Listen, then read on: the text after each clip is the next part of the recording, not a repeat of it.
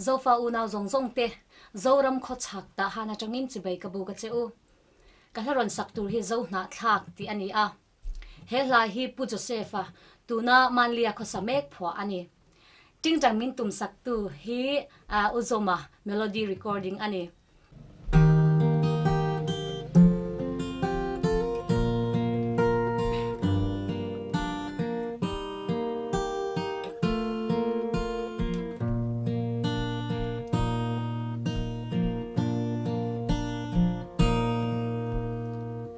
ZO HNAHTLAK hnam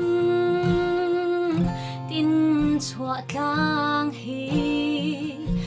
iang zo reng an om lo kawlrawna'n lamang le ta Tlang le phai tin zo nun vulna kan ram ani ramdang mi kan nilo Lusei Zomi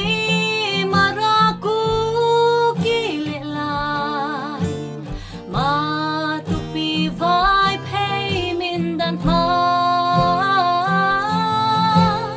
Kanpalet Gangte Paletwa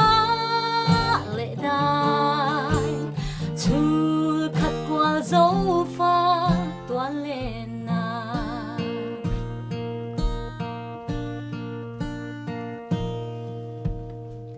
Suihlung rualte'n zai kan vore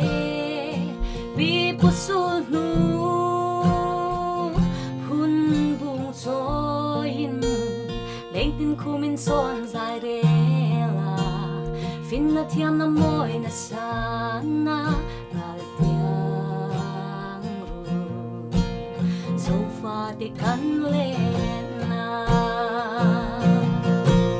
Lusei Zomi Kuki Matupi Vaiphei Mindat Hmar Kanpalet Gangte Paletwa Chhulkhat kual Zofa tual lenna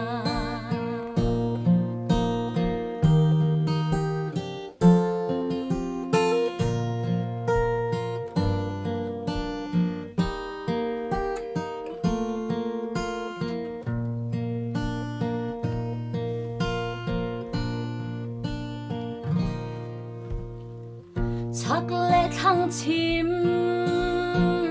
le Hmar zawla'n chung pui sing chin ma se leng tin kumin son zai rela finna thiam na moi na sana saya thang kan chhuahtlang Lusei Zomi Kuki Matupi Vaiphei Mindat Hmar Kanpalet Gangte Paletwa